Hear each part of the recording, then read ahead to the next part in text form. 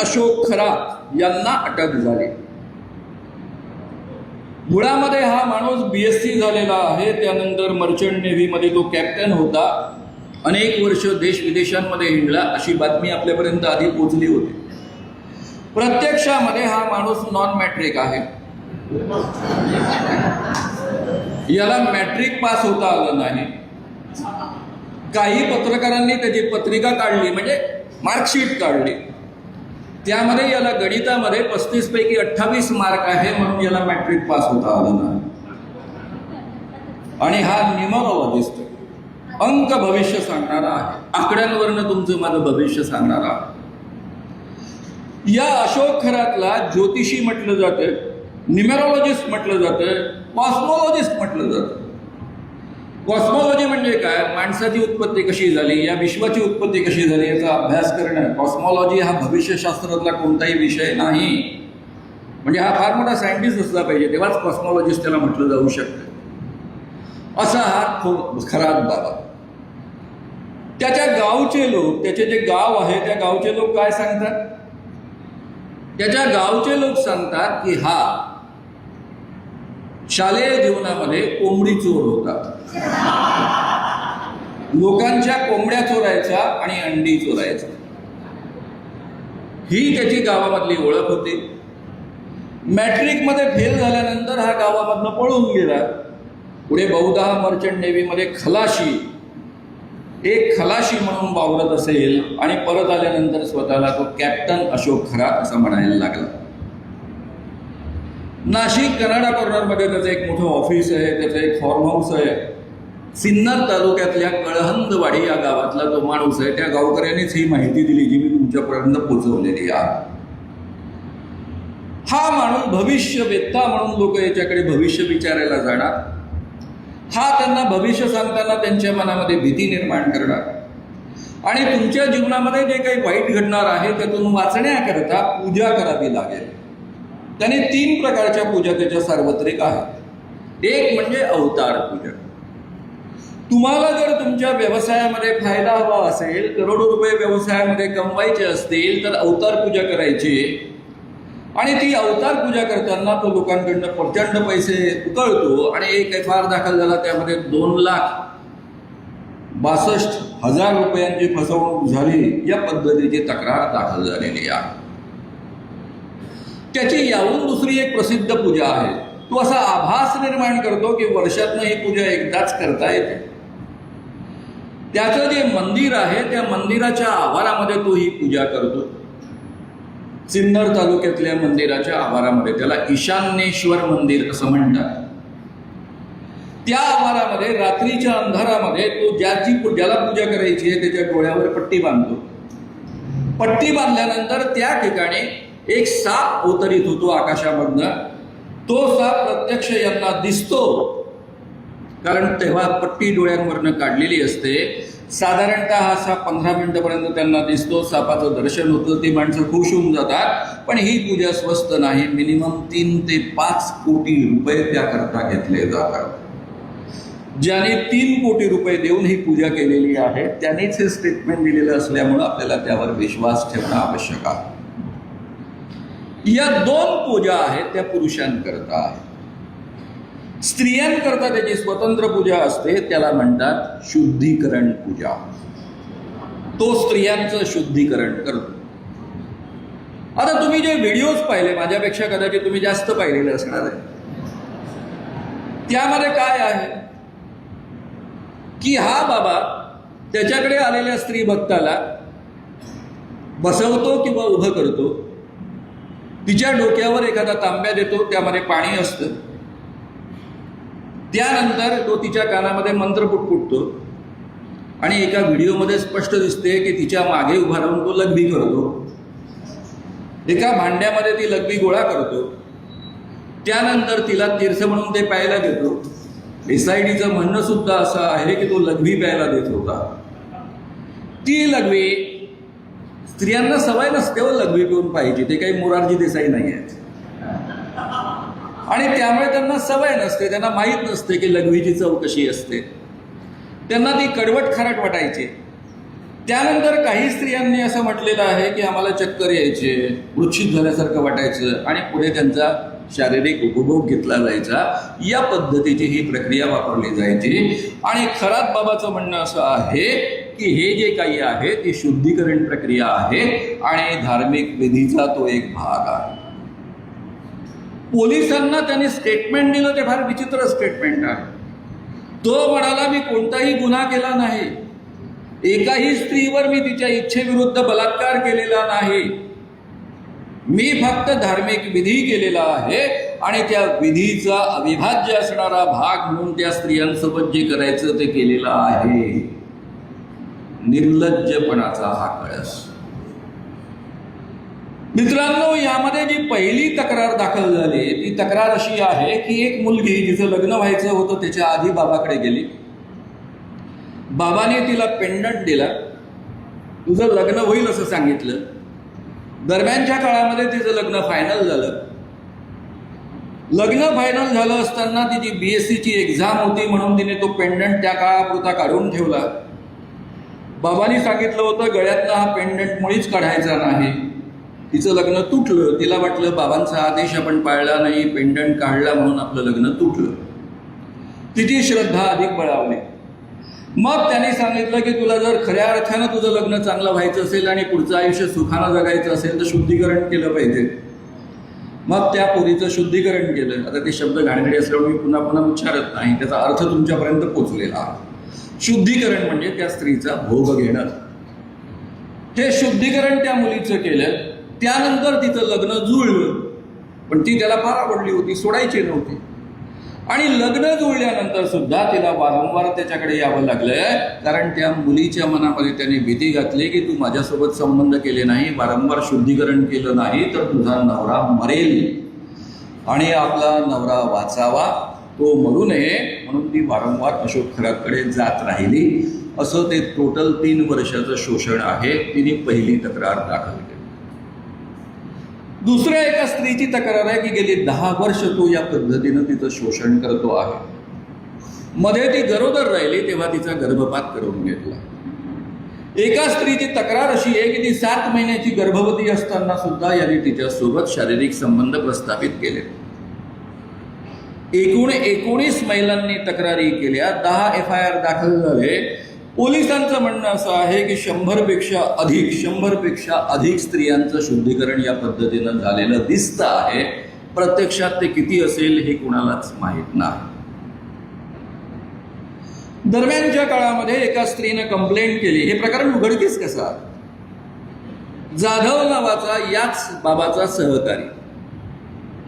याला बाबा काय करतात याचा बऱ्यापैकी अंदाज होता. त्याचं लग्न झालं. लग्न झाल्यानंतर बाबाच्या दर्शनाकरता बायकोला न्यायचं.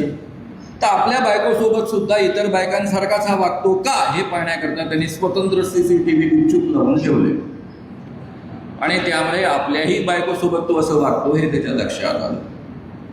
त्यावेळेस त्याला इतर बायकांसोबत हा असं वागतो हे दिसलं. त्याने त्या बाईला ब्लॅकमेल करायचा प्रयत्न केला, कारण ती श्रीमंत होती. त्या बाईला ब्लॅकमेल करायचा प्रयत्न केला म्हणून ती सरळ बाबाकडे गेली. बाबाला सांगितलं. बाबाने त्याच्या विरुद्ध तक्रार दाखल केली की हा ब्लॅकमेल करतो आहे. पोलिसांनी शोध सुरू केला. पोलिसांनी शोध सुरू केल्यानंतर त्यांच्या लक्षात आलं की बाबाचे असे उपद्व्याप आहे. ते व्हिडिओज त्यांनी पाहिले आणि सुरुवातीचं ॲडजस्टमेंट झालं. आता त्याचा अर्थ मी तुम्हाला सांगण्याची गरज नाही, पण ही गोष्ट बाहेर कुठली, यामध्ये अशी माणसं इन्व्हॉल्व आहेत.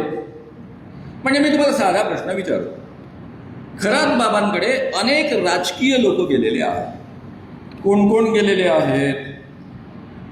महाराष्ट्राचे मुख्यमंत्री एकनाथ शिंदे गेलेले आहेत, दीपक केसरकर गेलेले आहेत, राधाकृष्ण विखे पाटील गेलेले आहेत, राष्ट्रवादीच्या रुपाली चाकणकर गेलेले आहेत, राष्ट्रवादीचे इतरही लोक गेलेले आहेत. यामध्ये देवेंद्र फडणवीस यांच्या जवळचे जर 2-4 आमदार किंवा मंत्री जर या बाबाचे भक्त असते तर पोलिसांनी ही ॲक्शन घेऊन त्याला 18 मार्चला अटक केली असती काय? मुळीच ॲक्शन झाली नसती. पहिल्या बाईला हशप करण्यात आलं असतं, तिला गप्प बसवण्यात आलं असतं आणि ही केस तिथे दाबून टाकल्या गेली असती.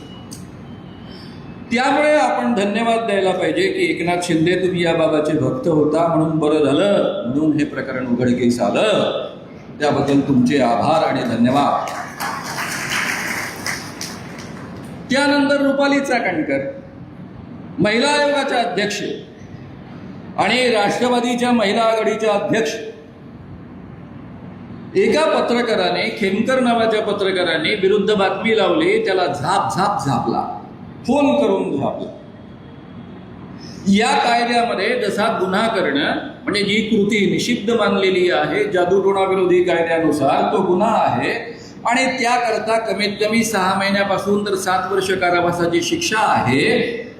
त्याच पद्धतीनं या कायद्याचा प्रचार प्रसार करणं हा सुद्धा इक्वल गुन्हा आहे. या कृत्यामध्ये म्हणजे हे जे कृत्य निषिद्ध आहे, कायद्याने ज्याच्यावर बंदी घातली, त्या पद्धतीचं कृत्य जर कोणी करत असेल तर त्याला सहाय्य जो करत असेल, अप्रत्यक्ष सुद्धा सहाय्य करत असेल, तरी त्याच्यावर गुन्हा दाखल होतो, सहआरोपी म्हणून गुन्हा दाखल होतो आणि त्याला इक्वल शिक्षा होते. या ठिकाणी रुपाली चाकणकर यांनी जाहीररित्या त्या पत्रकाराला झापलेला आहे, म्हणजे खरात बाबाला मदत करण्याचा प्रयत्न केलेला आहे. जेव्हा की स्त्रियांच्या शोषणासंबंधी बातमी होती, याचाच अर्थ त्या उघडपणे सहाय्य करता आहे आणि म्हणून त्यांच्यावर कंपल्सरी जादूटोणा विरोधी कायद्यानुसार सहआरोपी म्हणून गुन्हा दाखल व्हायलाच हवा, हे कायद्याचं कंपल्शन आहे.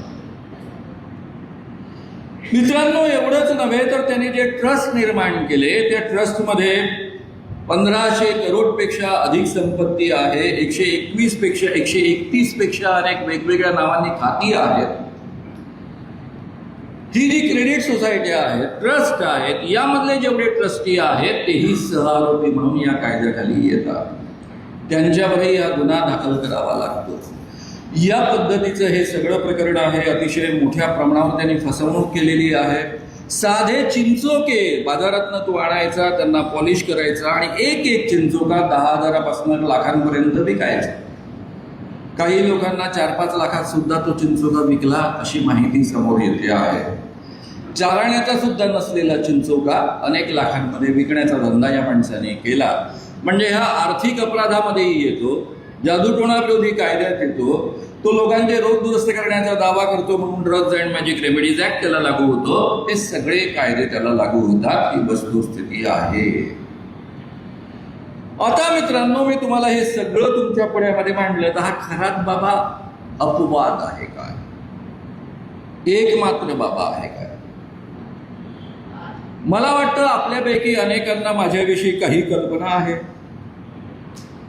एकेकाळी मी अतिशय अंधश्रद्धा होतो. मला भूत लागलं होतं, मंत्रतंत्रांची मला प्रचंड भीती वाटायची. मी अनेक बाबांचा भक्त होतो. मला स्वतःला सिद्धी प्राप्त करायच्या होत्या, मोक्ष प्राप्त करायचा होता आणि या सिद्धी प्राप्त करण्याकरता मी अनेक बाबांचा भक्त राहिलो आहे. त्यांचे पाय चेपले आहे, उष्ट श्रीखंड त्यांचा खाल्लेला आहे. आमच्या वर्ध्यामध्ये मी कॉलेज जीवनामध्ये शिकत असताना विद्यानंद स्वामी नावाचे एक बाबा, हे लंडनमध्ये MD FRCS झालेले होते. त्यांची लंडनमध्ये अतिशय मोठी प्रॅक्टिस होती. एक दिवस त्यांना दृष्टांत झाला की भारतामधला हिंदू धर्म धोक्यात आलेला आहे आणि तो वाचवण्याकरता, त्याचा उद्धार करण्याकरता ते डायरेक्ट लंडनमधनं एकदम वर्धामध्ये अवतरले. माझे वडील त्यांचे परमभक्त. आता माझे वडील काही सामान्य नव्हते. एकेकाळी विधोबांचे ते सचिव राहिलेले होते, साम्यकचे संपादक राहिलेले होते, विद्वान गृहस्थ होते, राजकीय दृष्ट्या यवतमाळ जनपदचे उपाध्यक्ष राहिले आणि असा माणूस त्यांच्या नादी लागतो. अर्थात मग मीही आणि माझं घरही नादी.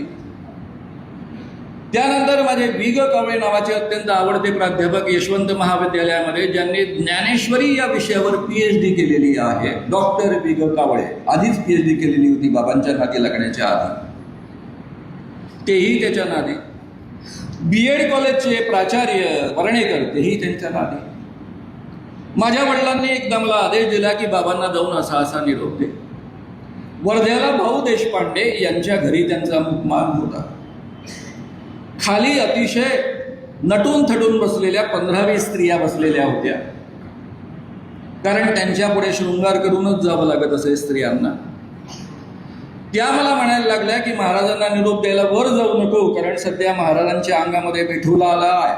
विठुला म्हणजे नाग अवतार आहे आणि त्यांचा एका देवीसोबत खेळ सुरू आहे, त्यामुळं तू वर जाऊ नकोस. मला वडिलांची प्रचंड भीती की मी नीट निरोप नाही दिला तर ते माझं काय करतील. त्या मला म्हणताय तू वर जाशील तर तिथे एवढं दिव्य तेज असेल की तुझे डोळे जातील, तू आंधळा होशील. मी म्हटलं आंधळा झालो तरी चालेल, पण माझ्या वडिलांचा मला मार नको. आणि म्हणून मी धडधड तो लाकडी जिना चढत वर गेलो. त्या लाकडी जिन्यावरनं माझा चढण्याचा आवाज पाहिल्यानंतर मी जेव्हा वर गेलो तेव्हा 2 नग्नावस्थेतली माणसं मी डोळ्यांनी पाहिली जी भेदरून माझ्याकडे पाहतात. त्या काळामध्ये माझ्या पिढीतले अनेक लोक बसले, निंबाळकरांसारखे, शरद पाटलांसारखे. व आमच्या काळात आम्ही कॉलेज जीवनामध्ये असताना साधं चुंबन नव्हतं पाहिलं, प्रत्यक्ष तर सोडा सिनेमात पण नव्हतं पाहिलं. ते फुलाला फुलं लागायचे त्या काळात. इंग्रजी सिनेमात कधी चुंबन दिसलं तर दिसलं. आणि मला सांगा, मी 2 नग्न पुरुष एका विशिष्ट अवस्थेमध्ये पाहतोय, मला केवढा शॉक बसला असं. खालच्या बाया म्हणत होतो ना आम्ही, डोळे जातील तुझे, पहा कसा झाला चेहरा तुझा. मी तिथून माझ्या कॉलेजमधल्या नाटकाच्या प्रॅक्टिसला गेलो नाही, घरी गेलो, घरच्या लोकांना झापझूप केलं की पुन्हा या बाबाकडे जायचं नाही. बोंबाबोंब करायला सुरुवात केली. तिथल्या स्थानिक तरुण भारताच्या प्रतिनिधीनं ते प्रकरण उचलून धरलं. पुढे पोलीस केस झाली आणि त्या पोलीस केसमध्ये हा लंडनमधला MD FRCS डॉक्टर जो आहे तो प्रत्यक्षात नॉन मॅट्रिक असलेला जोशी नावाचा एक मुलगा, जो नेव्हीमध्ये दाखल झाला होता पण नेव्हीमधली कडक शिस्त त्याला पेलवली नाही म्हणून पळून आला होता, असा एक माणूस होता. आणि त्याच्या नादी मोठमोठी माणसं लागली होती. आता मला कळलं की हा बाबा बदमाश आहे, सगळं कळलं. पण माझ्या मनाने काय घेतलं की नाही, बाकीचे बाबा चांगले असतात, हा एक बदमाश आहे. त्याच काळामध्ये डॉक्टर B.G. कावळे यांनी मला एका घरी बोलवलं, आमच्या कॉलेजमधल्या एका सुंदर मुलीच्या घरी. तिथे काटेलवाले गुलाब बाबा यांना आंघोळ घालण्याचा कार्यक्रम सुरू होता. त्यांना पाहण्याची मला प्रचंड उत्सुकता होती, कारण ते चमत्कार करतात, हवेत हात फिरवतात, गुलाबाचं फूल काढतात, सोन्याच्या अंगठ्या काढतात, काय काय करतात. आणि त्यांच्या ख्याती अशी होती की त्यांच्या जीपमध्ये कधीच डिझेल टाकलं जात नाही. ते रस्त्यावरचं कोणत्याही विहिरीतलं पाणी घेतात, त्यामध्ये टाकतात आणि पाण्याने त्यांची जीप भुरू चालायला लागते. शंकरराव चव्हाण त्यांचे भक्त, नरसिंहराव पंतप्रधान आपले राहिलेले ते त्यांचे भक्त, महाराष्ट्र, गोवा, गुजरात आणि मध्य प्रदेश या 4 प्रांतांमध्ये या बाबाचा प्रचंड दबदबा. अशा या गुलाब बाबाला मी पाहायला गेलो. आम्हा पुरुषांना आतमध्ये प्रवेश नव्हता, फक्त डॉक्टर B.G. कावळेंना आतमध्ये प्रवेश होता. बाकी सगळ्या स्त्रिया त्यांना आंघोळ घालत होत्या. आणि हा बाबा आमच्या कॉलेजमधल्या सुंदर सुंदर मुलींच्या छातीवर पाणी उडवत होता आणि त्यांना ओलं करत होता. ते आम्ही खिडक्यांमधनं पाहिलं आणि म्हटलं हा बाबा बदमाश आहे.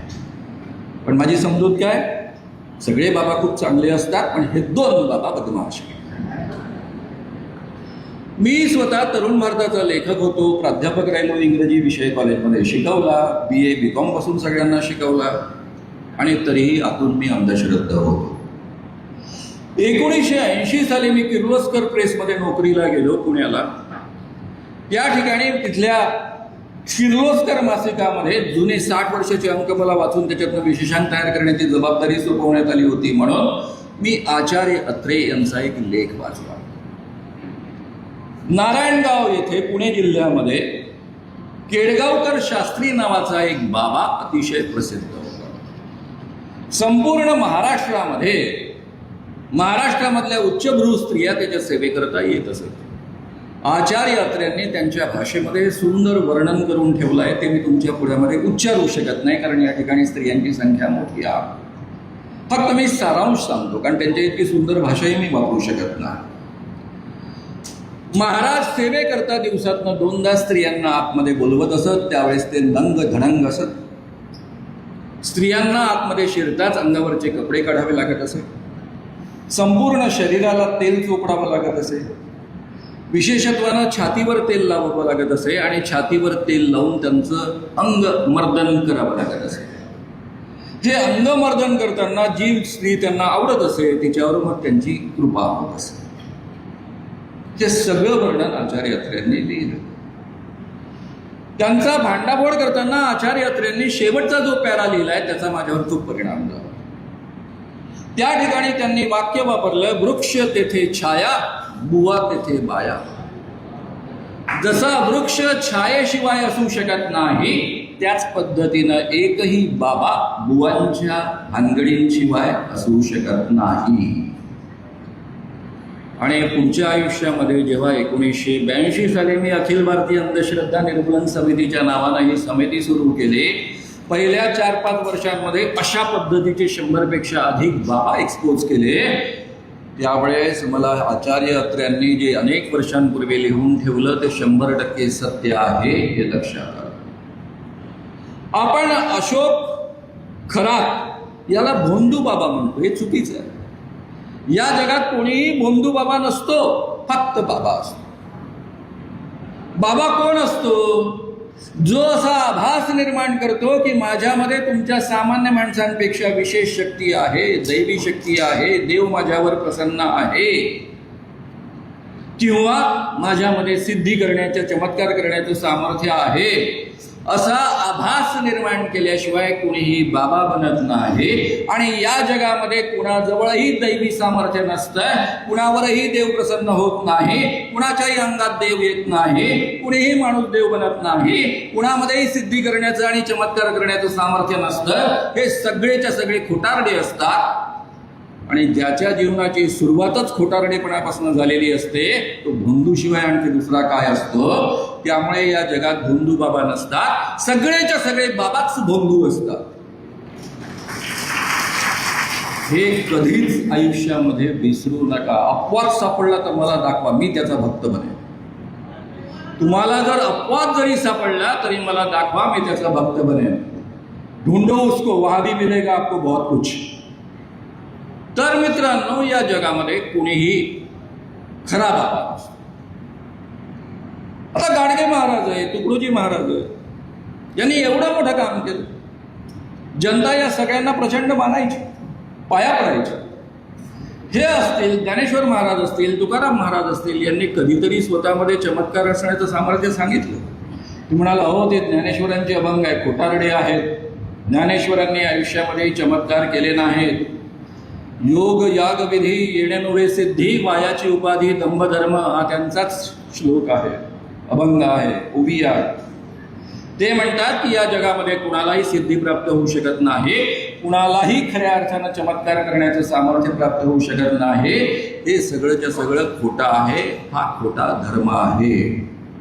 तुकाराम महाराज तर चमत्कार विरोधीच होते, त्यांचे अनेक अभंग आहेत, त्यामध्ये आता मी वेळ देत नाही कारण तो विषय नाही आजचा. म्हणून तुकडोजी महाराज असतील, गाडगे महाराज असतील, संत ज्ञानेश्वर असतील, संत तुकाराम असतील, यांनी कधीतरी स्वतःमध्ये दैवी शक्ती आणि चमत्कार याचं कधीतरी लोकांना सांगितलं. हे खरं लोकांचं प्रबोधन करणारे, लोकांचं भलं करणारे संत होते आणि म्हणून आपण त्यांना मानतो. आणि महाराष्ट्रातल्या वारकरी संप्रदायाचं हे वैशिष्ट्य राहिलेलं आहे. आणि या संत परंपरेनं अंधश्रद्धा दूर करण्याचं काम केलेलं आहे.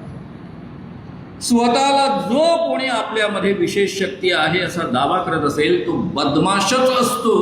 हे माझं वाक्य काळ्या दगडावरची रेघ आहे असं समजून आयुष्यात लक्षात. अरे लोकांचं भलं करायचं आहे तर बाबासाहेब आंबेडकर बनतात, महात्मा गांधी बनतात, विनोबा भावे बनतात. लोकांचं भलं करण्यासाठी रात्रंदिवस झटतात. लोकांचं भलं करण्याकरता धीरेंद्र कृष्ण महाराज नाही बनत. छुओ मत, हम ब्राह्मण है, तुम अछूत हो, हमें छुओ मत, त्याचाच व्हिडिओ होतो. हे असले महाराज. त्यामुळे हे आपण सगळ्यात पहिले समजून घ्या. मित्रांनो, त्यानंतर मला एका बाबाने प्रचंड मोठा धक्का दिला, त्याचं नाव आहे शुभदास. माझे मित्र प्राध्यापक नमा जोशी, आम्ही दोघांनी तरुण भारतामध्ये एकत्र पत्रकारिता सुरू केली आहे. त्यांनी एक आर्टिकल शुभदास महाराजांवर लिहिलं, ही बहुधा 84ची गोष्ट असावी. आणि त्यामध्ये त्यांनी लिहिलं होतं की शुभदास महाराज 4था वर्ग पास नाही आहेत आणि तरीही त्यांना मेडिसिन येतं. डॉक्टरांना जेवढं कळत नाही तेवढं मेडिसिन मधलं त्यांना कळतं. नागपूरच्या मेडिकल कॉलेजमध्ये MD ला शिकवणारे डॉक्टर वेचलेकर सुद्धा त्यांचा सल्ला घेतात. त्याच काळामध्ये माझे मित्र डॉक्टर उल्हास जाजू हे सेवाग्राम मेडिकल कॉलेजला प्राध्यापक होते. त्यांनी म्हणे, शाम तो बाबा को एक्सपोज करता है, ये शुभदास बहुत गड़बड़ करता है, ऐसी दवाइयाँ देता है कि जिसके कारण काफ़ी रिएक्शंस आती है और मेरे पास ऐसी कई चीज़ें आती, जरा ध्यान दे. पण मला स्वतःला वाटत होतं की स्वामी विवेकानंदाचा अवतार आहे असं म्हणणारा हा माणूस, स्वामी विवेकानंदांचा फोटो लावून हिंडणारा हा माणूस हा बायकांच्या भानगडीमध्ये बिलकुल नसेल. स्वामी विवेकानंद, माझं स्वतःवर प्रचंड प्रेम, माझं स्वतःचं स्वामी विवेकानंदांवर प्रचंड आदर. जेव्हा मी त्यांचं मेडिसिन मधला भ्रष्टाचार शोधायला सुरुवात केली तेव्हा मला घबाडच्या घबाड मिळालं. हा बाबा स्त्रियांना खाजगीमध्ये सांगायचा, जरी गेल्या जन्मामध्ये मी स्वामी विवेकानंद असलो तरी त्याच्या आधीच्या जन्मामध्ये मी भगवान कृष्ण होतो आणि तू गेल्या जन्मामध्ये राधा होतीस. आपण वारंवार एक दुसऱ्यासोबत शृंगार केलेला आहे, आता करण्यासाठी काय हरकत आहे? बरं, याच्या राजादूत वाढल्या, राधांचा नंबर लागेना, त्यांच्या आपसात कुरबुरी सुरू झाल्या. त्यातून हे प्रकरण बाहेर आलं, माझ्यापर्यंत आलं आणि मी त्याला फार एक्सपोज केलं आणि संपवून टाकलं. त्यावेळेस दैनिक लोकमतमध्ये मी नियमित कॉलम लिहित होतो, त्यामध्ये लागोपाठ 3 लेख या बाबाबद्दल लिहिले आणि हा बाबा मग कायमचा संपला. नाही तर आज महाराष्ट्रामधला अतिशय मोठा तो बाबा असतो. शुभदास नंतर माझ्या डोक्यामध्ये पक्क बसलं की सगळेच बाबा असे असतात, कारण विवेकानंदांचा अवतार म्हणवणारा सुद्धा असतो तर मग बाकीचा अपवाद असतो. शुभदासची लेखमाला सुरू असतानाच लोकमतची एक गजानन नावाचा पोरगा मला भेटायला आला, नांदुरा या गावी, आणि तो मला म्हणायला लागला की तुम्ही गुलाब बाबाला का नाही एक्सपोज करा. म्हटलं, का रे बाबा, काय झालं? माझी बहीण 21-22 वर्षाची, तिला हा आई म्हणतो. 55-60 वर्षाचा बाबा एखाद्या 21-22 वर्षाच्या मुलीला आई म्हणत असेल तर चांगलीच गोष्ट आहे ना, वाईट काय आहे? तो म्हणाला, ती 13-14 वर्षाची असल्यापासून तिला आई म्हणतो. अरे म्हटलं, मग वाईट काय आहे यामध्ये? कसं हो तुम्हाला कळत नाही? तो तिला आई वागवतो आणि तिचं 13-14 वर्षाची ती असल्यापासून तिचं दूध पितो. तेव्हा माझ्या डोक्यात प्रकाश पडला की आई नावाचं प्रकरण काय आहे. आणि मग मी गुलाबबाबाच्या मागे लागलो आणि अक्षरशः मरेपर्यंत त्याला प्रचंड छळलेला आहे. गावोगाव व्याख्यान देऊन त्याच्या विरुद्ध आंदोलन केलेलं आहे आणि सभांमधनं मांडणी केलेली आहे. त्यानंतर मित्रांनो माझ्या असं लक्षात आलं की सगळेच महाराज असे असतात. आमच्या नागपूरमध्ये हरीश देशमुख, उमेश बाबू चौबे, आज उमेश बाबू चौबेंची प्रकर्षानं आठवण येते, कारण दर कार्यक्रमात या हॉलमधल्या ते माझ्यासोबत असायचे. या लोकांनी कृपाळू महाराजांना आतमध्ये पाठवलं. हा कृपाळू महाराज जर तुम्ही नुसतं इंटरनेटवर शोधलं तर त्याचे संपूर्ण जगभर संस्थानं आहेत, जगभर त्याचे आश्रम आहेत. प्रत्यक्ष भगवान कृष्णाचा हा अवतार मानला जातो, स्वतःला म्हणवायचा. आणि काम काय करायचं माहिती आहे? प्रवचनाला त्याचा शिष्य प्रवचन द्यायचा, हा बाजूला बसायचा, बिरबिर व्हायचा. एखादी 13-14 वर्षाची पोरगी आवडली की तिच्याकडे बोट दाखवायचा आणि इकडे प्रवचन सुरू असताना त्या 13-14 वर्षाच्या मुलीला उचललं जायचं, त्याच्या भक्तीने जायच्या, तिला आंघोळ घालायच्या, शृंगार करायच्या, पालखीला काढायच्या आणि या स्त्रिया पालखीनं या महाराजापर्यंत नेऊन पोचवायच्या आणि हा महाराज त्या 13-14 वर्षाच्या मुलींवर बलात्कार करायचा. याला एक रोग होता. माझा हा विषय अभ्यासाचा असल्यामुळे मी तुम्हाला अतिशय ठामपणे सांगू शकेल. त्याचं स्खलनच होत नसे, त्याचं वीर्यपतन होत नसे, त्यामुळे तासनतास बलात्कार करत असे, त्या मुलींची योनी फाटत असे आणि त्या आश्रमामधली डॉक्टर तिची योनी शिवण्यापासून सगळे कामापुढे करत असे. ती मरू नये याची काळजी घेतली जात असे. पुढचे 1-2 वर्ष तिला राधा म्हणून विशेष सन्मान मिळायचा आणि त्यानंतर दुसरी राधा, त्यानंतर तिसरी राधा. नागपूर परिसरातल्या 2 मुलींनी या तक्रारी केल्यामुळं आपण नागपूरमध्ये कोर्ट केस दाखल, म्हणजे पोलीस केस दाखल केली. पोलिसांनी त्याला अटक केली, जेलमध्ये टाकलं आणि पुढे हायकोर्टामध्ये, खरं म्हणजे या कायद्याअंतर्गत जमानत मिळणं शक्य नसतं, तरी हायकोर्टामध्ये जमानत देण्यात आली. कारण त्याआधी कृपाळू महाराजांची अनेक लोक, मी मुंबईला राहत होतो त्या काळामध्ये, म्हणजे अजूनही मुंबईलाच राहतो, माझ्याकडे फोन आले, मानव साहब चाहे उतना पैसा लो लेकिन आप लोग तकरार पीछे ले। मतलब आप मुझे पहचानते नहीं शायद, इसीलिए फोन करने की आपने हिम्मत की। आमचे कोणीही कार्यकर्ते पैसे काढणं शक्य नव्हतं, पण हायकोर्ट जजने मात्र त्यांना जमानत दिली। मग त्यांनी मला फोन केला, मानव साहब मैं आपको 10 लाख देने को तैयार था, मेरा 5 लाख में काम हो गया। ठीक, भारत आहे आपण। हा कृपाळू महाराज, कृपाळू महाराज जेव्हा जेलमध्ये होते तेव्हा अकोल्याच्या एक अतिशय प्रसिद्ध ॲडव्होकेट आणि स्त्री सामाजिक कार्यकर्ता, स्त्री चळवळीतल्या बाबूजींना भेटायला आल्या। बाबूजीवर खवळलं, तुम्ही एवढ्या चांगल्या महाराजांना जेलमध्ये पाठवलं। बाबूजीला वाटलं की कदाचित या बाईला माहीत नसेल हा महाराज काय उपद्व्याप होतो। ती सांगायला लागली, बाबूजी सांगायला लागले की तो काय करतो। ती म्हणाली, फिर क्या हो गया, वो भगवान कृष्ण का अवतार है, वो स्त्रियों का उद्धार करते हैं। आणि पुढे तिने ते सांगितलं ते फारच भयानक। ती म्हणाली, मेरे शादी को 10 साल हो गए, उसके बाद मैं बाबा के पास गई, बाबा की कृपा मुझ पर हुई, एक ही बार उनके साथ में मैं रत हुई, उस रत में इतना आनंद मुझे मिला कि 10 साल में मेरा पति कभी दे नहीं पाया, वो स्त्रियों का उद्धार करते हैं। उमेश बाबू म्हणत होते की मला असं वाटत होतं की इथल्या इथे चुल्लूभर पाणी घेऊन आपण त्यामध्ये मरावं। आपल्या नागपूरच्या रेल्वे बोर्डातले ते सदस्य होते, त्यामुळे नागपूरच्या रेल्वेचे मोठे ऑफिसर त्यांचे चांगले ओळखीचे होते। त्यांना हे सांगायला गेले की तुमच्या घरचे लोक त्या कृपाळू महाराजांच्या नादी लागतात। त्यांच्या कॉन्व्हेंट शिकलेल्या पत्नी त्या ओरडत आल्या उमेश बाबूंवर की तुम क्या ये बता रहे हो मेरे पति को, मैं खुद मेरी बेटी या 10-11 साल की होने की राह देख रही हूँ, जब भी वो 11-12 साल की हो जाएगी तो मैं खुद बाबा को अर्पण करूंगी, उनके जीवन का भला हो जाएगा। हे काय आहे सगळं, ते का असं आपल्या समाजामध्ये घडतं, कारण काय आहे त्याचे? राम रहीम बाबा, त्याला मी एक्सपोज केला नाही पण त्याचा भरपूर अभ्यास केला। मी तुम्हा सगळ्यांना विनंती करेन की OTT प्लॅटफॉर्मवर आश्रम नावाची एक सिरियल आहे, फार सुंदर सिरियल आहे, 3 सीझन आहे, ती अवश्य पहा। राम रहीमचे सगळे उपद्व्याप त्यामध्ये दाखवलेले आहे। ज्या मुलीने अटल बिहारी वाजपेयींकडे तक्रार केली ती मुलगी काय सांगते, तिचा फक्त मी अनुभव तुमच्या पुढ्यामध्ये मांडतो आहे। ती म्हणते कि एक दिवस मला निरोप आला, बाबा ने माफी देने के लिए बुलाया है, याचं शुद्धीकरण, त्याचं माफी, अशोक खरातचं शुद्धीकरण, त्याचं माफी।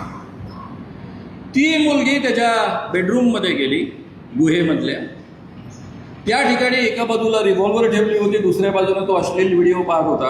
आल्या आल्या तिला म्हटला, काही पटवणं नाही, काही नाही, काही नाही, तुम मुझे गुरु मानती हो? ती म्हणाली, जी हाँ मैं गुरु मानती हूँ। तो गुरु को तन मन धन अर्पण करना होता है, तो तुमने मुझे तन मन धन अर्पण किया है, तुम्हारा तन मेरे मालकियत का है, आज मैं उसे भोगना चाहता हूँ, तुम मुझे पसंद हो। ती म्हणाली, बाबा ये अच्छा नहीं है, आप तो भगवान कृष्ण के अवतार में मानती हूँ आपको। हाँ तो फिर क्या हो गया, भगवान कृष्ण ने 16,000 स्त्रियों के साथ में संबंध रखे थे, इसीलिए तो मैं संबंध रख रहा हूँ। ती म्हणाली, फिर भी मुझे ये मान्य नहीं है। यावर त्याने काही आडपडदा नाही ठेवला, फार काही बोलत बसला नाही। तो म्हणाला, देखो तुम्हारे सामने 2 पर्याय है, एक बंदूक है, मैं सीधा तुमको यहीं उड़ा दूंगा, यहीं गाड़ दूंगा, किसी को पता नहीं चलेगा। हरियाणा के मुख्यमंत्री, पंजाब के मुख्यमंत्री मेरे चेले हैं, कई केंद्रीय मंत्री मेरे चेले हैं, कई IPS ऑफिसर मेरे चेले हैं, मेरा कुछ बिगड़ेगा नहीं। डेरा सच्चा सौदा हर महीने में नहीं, हर दिन में 1 करोड़ के ऊपर पैसा कमाता है, मेरे पास पैसों की कमी नहीं है, इसलिए मैं तेरे को मार डालूंगा, यही गाड़ दूंगा, तुझे अगर जिंदा रहना है तो आज मेरे साथ सोना पडेगा। पुढे तिचं 3 वर्ष या पद्धतीनं शोषण होत होतं, बाबाला वाटेल तेव्हा तो बोलावून घेत होता, आणि त्या मुलीनं लपून छपून ते पत्र पाठवलं, अटल बिहारी वाजपेयींपर्यंत ते पोचलं, म्हणजे त्यांच्या यंत्रणेपर्यंत पोचलं, ते पोलिसांकडे आलं, चौकशीला सुरुवात झाली आणि पुढे सगळं गबाड बाहेर आलं।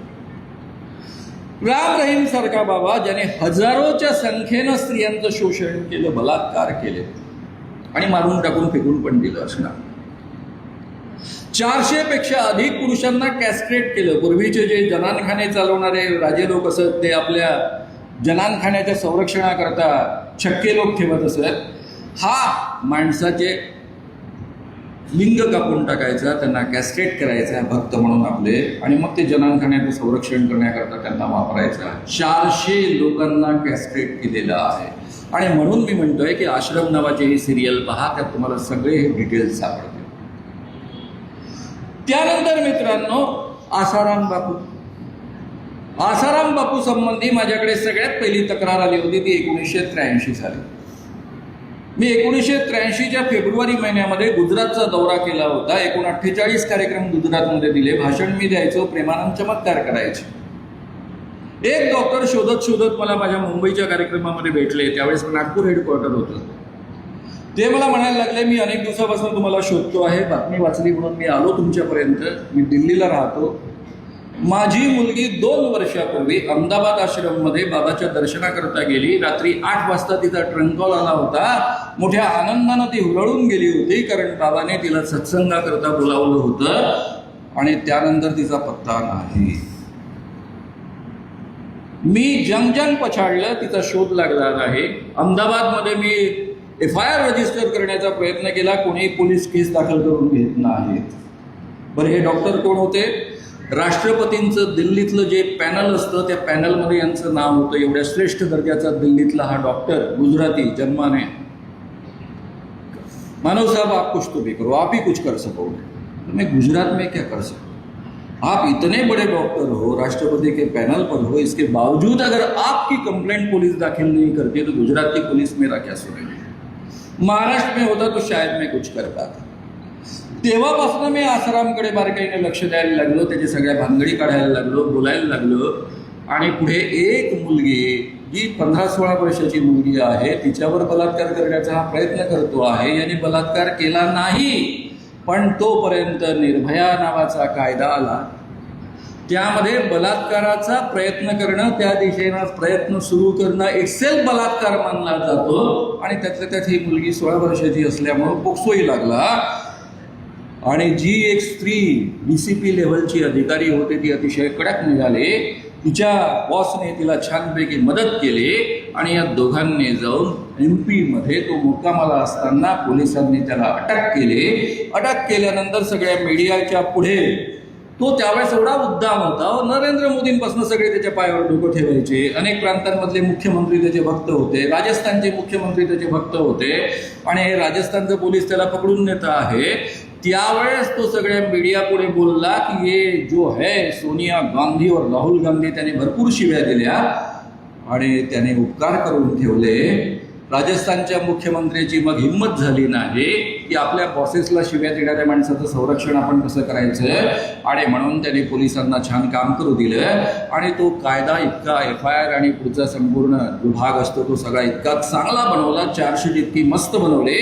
वर्ष हा बाबा जेलमध्ये राहिला. याचा मुलगा नारायण साई हेच उपद्व्याप करणार. नारायण साईने काय केलं? एका मुलीच्या तोंडची वाक्य मी तुम्हाला सांगतो. त्या दोघी अहमदाबादच्या आश्रममध्ये राहायच्या, भक्त होत्या, साध्वी होत्या. त्यांनी आपल्याला स्वतःला अर्पण करून घेतलं होतं. एका साध्वीला यांनी बोलावलं, तिच्यावर बलात्कार केला तिच्या इच्छेविरुद्ध. ती रडत रडत रूमवर परत आली आणि सांगितलं की मी जर त्याला नकार दिला असता, त्याने मला सरळ सांगितलं की मैं तुझे मार डालूंगा और इस कुएं में डाल दूंगा, ऐसे कई लड़कियों को इस कुएं में डाला है. आणि मग जीवाच्या भीतीनं मी बलात्कार होऊ दिला. दुसरी मुलगी हुशार होती. तिच्या लक्षात आलं की आपल्यावरही नंबर येणार आहे आणि म्हणून तिने पळून जाण्याचे मार्ग शोधून घेण्याचा प्रयत्न केला. पण त्याच्या आधीच तिचा नंबर आला. तिने नाटक केलं कि मैं रहा देख रही थी कि बाबा की कृपा मुझ पर कब होगी, भगवान कृष्ण की कृपा मुझ पर कब होगी. आसाराम पण भगवान कृष्णाचा अवतार. त्याचा दारुड्या मुलगा ज्याला प्रवचन पण देता येत नाही तो नारायण साई पण भगवान कृष्णाचा अवतार. आणि आपली भारतीय जनता हे स्वीकारते आहे. बाप पण भगवान कृष्णाचा अवतार, पोरगे पण भगवान कृष्णाचा अवतार. आणि या ठिकाणी तिने एवढी दारू त्याला पाजली याला काही करता आलं नाही किंवा करण्याची गरज पडली नाही. पण त्याचे सगळे सुरक्षा कर्मचारी दूर निघून गेले होते. त्याचा फायदा घेऊन या दोन्ही मुली पळून आल्या डायरेक्ट मुंबईला. मुंबईला का आल्या? कारण या मुलीच्या सख्या बहिणीचा नवरा मुंबईमध्ये DCP होता, IPS अधिकारी होता. या DCPंशी माझं बोलणं झालेलं आहे. ते म्हणाले की मला असा कॉन्फिडंट होता कारण माझे अनेक बॅचमेट्स आणि सिनियर्स आणि ज्युनियर्स ट्रेनिंग चालत असतं त्या काळातले असणारे ते गुजरातमध्ये होते. त्यांच्या मदतीनं मी सहज FIR दाखल करू शकेल. पण शेवटपर्यंत या नारायण साईच्या विरुद्ध FIR दाखल झाला नाही.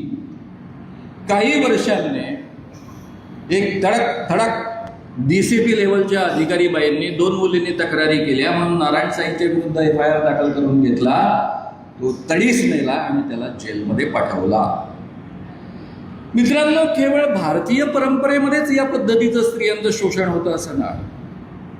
मुस्लिम धर्मामध्ये सुद्धा धर्माच्या नावाखाली, विशेषत्वानं हलाला नावाच्या प्रकरणाच्या नावाखाली मोठ्या प्रमाणावर शोषण होतं. काय होता हा हलाला प्रकार? एखाद्या मुस्लिम स्त्रीला दारू प्याला नवरा आणि रागाच्या भरामध्ये तलाक तलाक तलाक 3दा म्हटलं की तिचा तलाक होऊन जात असत. तो तलाक झाल्यानंतर नवऱ्याच्या जर लक्षात आलं की आपल्या हातून चूक झाली आहे आणि पुन्हा आपण आपल्या बायकोला स्वीकारलं पाहिजे, तर मुस्लिम धर्मामध्ये मुस्लिम कायद्यानुसार ते अलाउड नाही. त्याकरता तिला आणखी एका दुसऱ्या माणसाशी लग्न करावं लागतं आणि त्या माणसाने तलाक दिल्यानंतर ती पहिल्या नवऱ्याशी लग्न करू शकते. तर हे जे मधल्या टप्प्यामध्ये एक लग्न करावं लागतं त्याला हलाला असा प्रकार म्हणतात.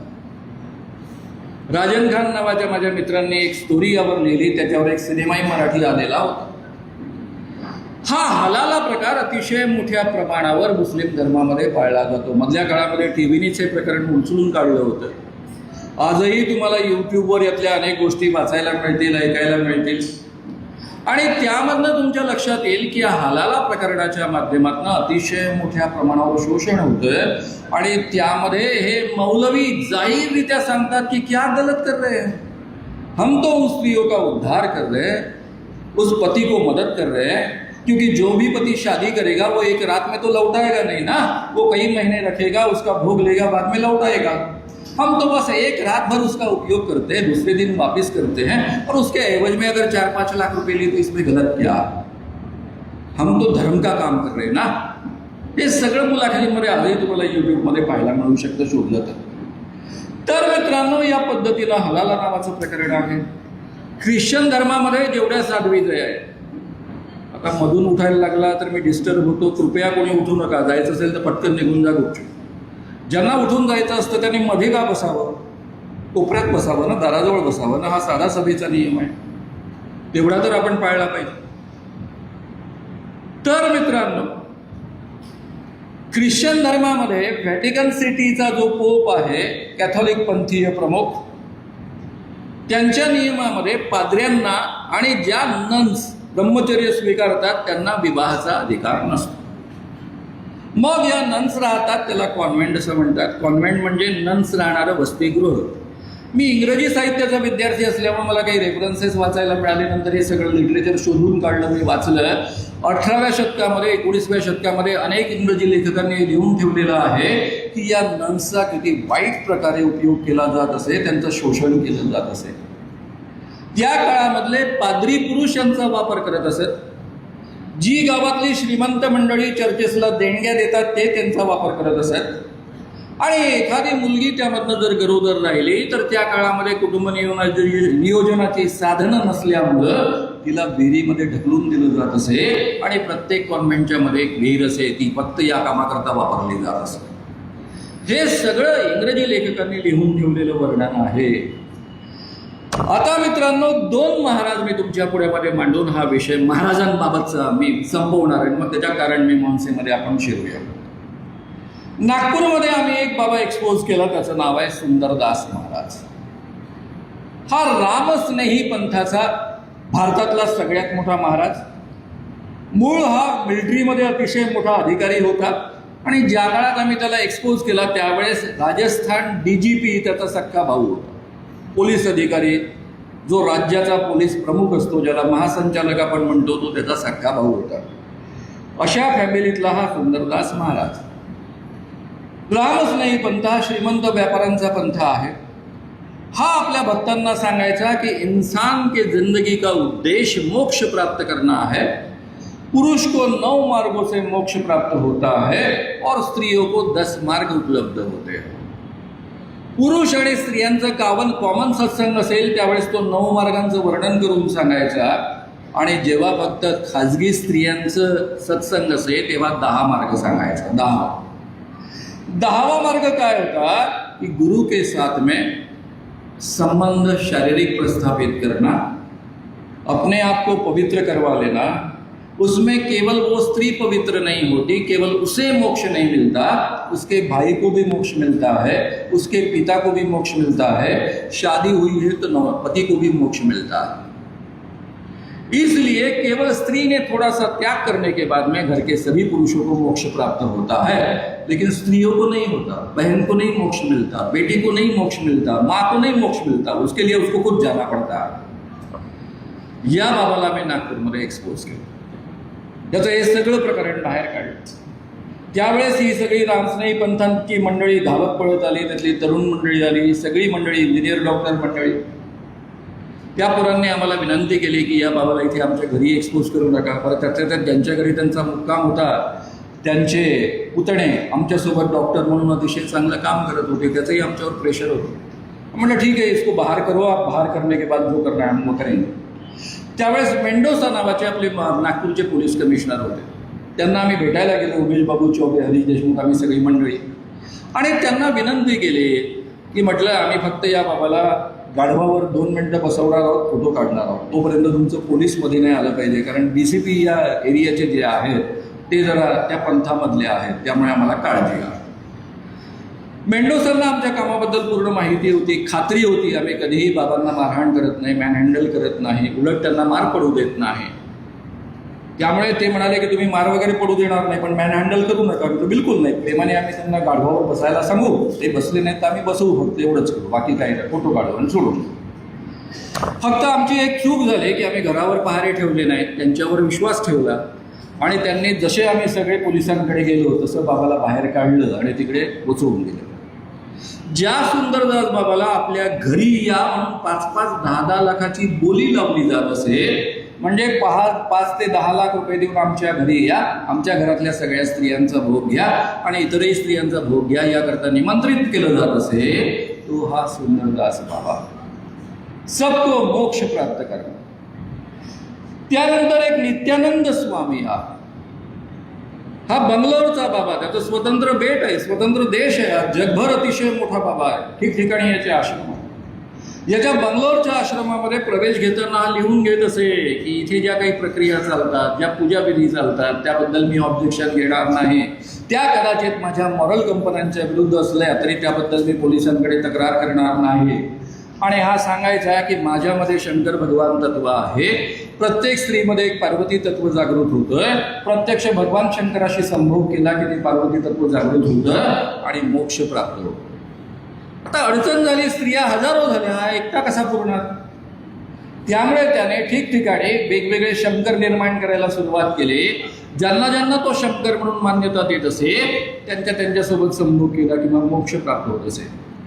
मुंबईचे हायकोर्ट जज त्यांची एक मुलगी जी अमेरिकन नागरिक झाली आहे, मोठी सायंटिस्ट आहे, तिचं या पद्धतीनं 2 ते 3 वर्ष शोषण झालं. ती म्हणते मी एवढी हुशार, एवढी मोठी सायंटिस्ट, माझ्या क्षेत्रामधली एवढी मोठी तज्ज्ञ, पण काय झालं होतं मला कळतच नाही. बाबा म्हणायचे उठ, उठायचं, झोपायचं, ते म्हणायचे असं करा, तर मी कसं करायचं, असं सगळं होतं. जेव्हा ती काही कारणाने, कारण तिच्या नोकरीवर गदा येण्याची जेव्हा वेळ आली तेव्हा ती अमेरिकेत परत गेले, आणि परत गेल्यानंतर तिचं डोकं सगळ्या मित्रांनी जागेवर आणलं. त्यानंतर तिने मुंबईमध्ये केस दाखल केली, आणि त्या केसमध्ये या विषयातला तज्ज्ञ साक्षीदार म्हणून माझी साक्ष झाली, म्हणून मला सगळे ते डिटेल्स माहीत आहे. हा नित्यानंद स्वामी शाक्तपंथीय बाबा, त्या मार्गाने तो या पद्धतीनं स्त्रियांचं मोठ्या प्रमाणावर शोषण करत असे, आणि या शोषणाच्या माध्यमातून त्याने हा संपूर्ण जगभर व्यापार चालवलेला आहे. मित्रांनो, हे अपवाद नाही. चिंगारी नावाचा एक अतिशय चांगला चित्रपट आहे, यूट्यूबवर तुम्हाला पाहायला मिळेल. मिथुन चक्रवर्ती आणि सुष्मिता सेन यांचा त्यामध्ये रोल आहे. मिथुन चक्रवर्ती एक ब्राह्मण असतो, जो प्रेतांवर बसून अल्पवयीन मुलीसोबत संभोग करतो आणि त्यानंतर त्यांना वेश्या व्यवसायामध्ये ढकलतो, ही परंपरा या देशामध्ये राहिलेली आहे. मी तुमच्या पुढ्यामध्ये 2 सिरियलचं नाव घेतलं, आता तिसऱ्या एका चित्रपटाचं नाव घेतो. महाराज त्याचं नाव आहे. नेटफ्लिक्स नावाच्या OTT प्लॅटफॉर्मवर हा चित्रपट उपलब्ध आहे. ही ॲक्च्युअल मुंबईमध्ये घडलेली केस आहे. इंग्रजांच्या काळामध्ये इंग्रजांचं भारतामध्ये शासन असताना एका पत्रकाराने त्याच्या बायकोचा उपभोग त्या बाबाने घेतला. त्याला महाराज म्हणायचे. त्याच्या विरुद्ध त्याने लिहिलं म्हणून तो महाराज कोर्टात गेला आणि मग कोर्टामध्ये काय झालं आणि कोर्टाचे निर्णय कसे आले या पद्धतीचा तो चित्रपट आहे. आमिर खानच्या मुलाने त्यात हिरोचं काम केलेलं आहे. अतिशय सुंदर चित्रपट आहे. मी तुम्हाला 3 रेफरन्सेस दिले. सगळ्यात महत्त्वाचं आश्रम नावाचे 3 सीझन असणारी सिरियल, चिंगारी नावाचा चित्रपट, आश्रम नावाचा चित्रपट, हे सगळे ऑथेंटिक चित्रपट आहेत. ही या देशामधली परंपरा राहिलेली आहे. मित्रांनो, हे अपवाद नाही. हजारो वर्षापासून या देशामध्ये हे सुरू आहे आणि हे बिनबोबाट चालत होतं. माझी चळवळ जर निर्माण झाली नसती तर कदाचित हे अतिशय बिनबोबाट असं चालू राहिलं असतं, यावर आपण चर्चाही केली नसती. हे असं का घडतं? सगळ्यात पहिले तुमच्या माझ्यावर लहानपणापासून संस्कार केला जातो की माणूस स्वतः देवप्राप्ती करण्याच्या प्रयत्नामध्ये त्याला सिद्धी प्राप्त होते. पुढे जर त्याची तपश्चर्या तशी सुरू राहिली तर तो स्वतःच देव बनतो आणि तो स्वतः देवत्वाला पोचतो. किंवा काही माणसांवर देवाची विशेष कृपा होते किंवा काही माणसांमध्ये देव अवतरित होतो. त्याला सिद्धी प्राप्त झाली असेल, देव अवतरित झाला असेल, देव प्रसन्न असेल किंवा स्वतःच तो देव बनला असेल, अशा सगळ्या माणसांमध्ये 3 प्रकारच्या गोष्टी त्याला प्राप्त होतात. एक म्हणजे सगळ्या प्रकारचं चमत्कार करण्याचं सामर्थ्य प्राप्त होतं. लोकांचं भूत भविष्य वर्तमान त्याला आपोआप कळतं आणि जगातले कोणतेही रोग दुरुस्त करण्याचं सामर्थ्य येतं. आणि तुम्हाला जर आपल्या जीवनामध्ये मोक्ष प्राप्त करायचा असेल, हा संसाराचा भवसागर तरुण जायचा असेल, तर आपल्याला गुरु करणं अपरिहार्य असतं. आणि गुरु केल्यानंतर गुरुला आपलं तनमन धर्म अर्पण करावं लागतं, त्याच्यावर अढळ श्रद्धा ठेवावी लागते. एकदा या गुरुवर श्रद्धा ठेवली की वाटेल ते झालं तरी ही श्रद्धा ढळता कामा नये. त्याकरता आपल्याला चिलया बाळाचं उदाहरण दिलं जातं की तो कुंभार जेव्हा माती तुडवत होता, देवाचं नामस्मरण करत होता, तेव्हा त्याचा मुलगा लहानसं मूल रांगत रांगत आलं. ते चिखलात त्याच्या हातून तुडवल्या गेलं, पायांनी तुडवल्या गेलं, ते मेलं. अशा पद्धतीची अढळ आपली श्रद्धा पाहिजे. तरी त्याच्या तपश्चर्येमध्ये, त्याच्या नामस्मरणामध्ये कुठेही खंड पडला नव्हता. मूल मेलं तरी तो तुडवत राहिला. मुलाला मारून टाकलं पण मात्र तो नामस्मरण करत राहिला. या पद्धतीनं श्रद्धा आपल्या डोक्यात घातली. ज्याच्यावर श्रद्धा ठेवायची त्याला आपण श्रेष्ठ मानायचं, त्याचं शब्द प्रामाण्य मानायचं, त्याच्याबद्दल शंका घ्यायची नाही, चिकित्सा करायची नाही. मी जेव्हा नुकतंच अंधश्रद्धा निर्मूलनाच्या विषयाबाबत जागरूक झालो होतो, 100% बुद्धिप्रामाण्यवादी बनलो होतो आणि मी पुण्यामध्ये किर्लोस्कर प्रेसमध्ये काम करत होतो, त्या काळामध्ये नागपूरच्या ज्येष्ठ नागरिक मंडळानं माझं एक व्याख्यान आयोजित केलं होतं. हे ज्येष्ठ नागरिक मंडळ अतिशय मोठं आहे. त्यामध्ये फार मोठमोठे प्राध्यापक, डॉक्टर, वकील, न्यायमूर्ती अशी मंडळी असायची. माझ्या या कार्यक्रमाचे अध्यक्ष एक अतिशय मोठे नागपुरातले वकील होते. माझं जेव्हा भाषण झालं तेव्हा ते मला असं म्हणाले त्या अध्यक्षीय भाषणामध्ये की श्याम, तू हे काम जर 10 वर्षापूर्वी सुरू केलं असतंस तर माझ्या मित्राची वाताहत झाली नसती.